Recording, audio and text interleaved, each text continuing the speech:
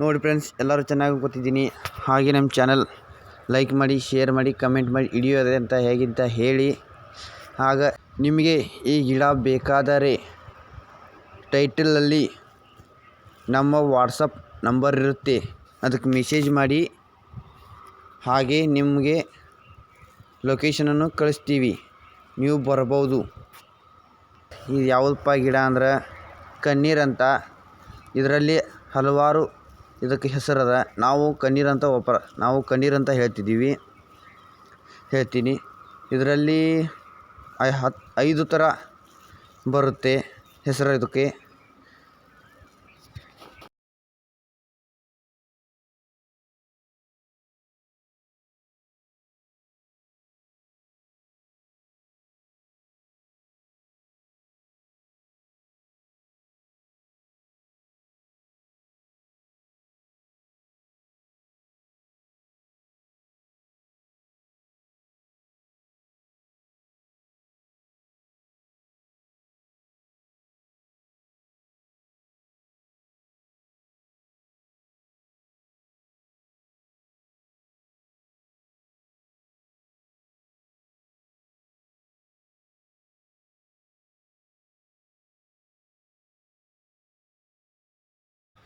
Video ನೋಡಿದ್ದಕ್ಕಾಗಿ ಧನ್ಯವಾದಗಳು.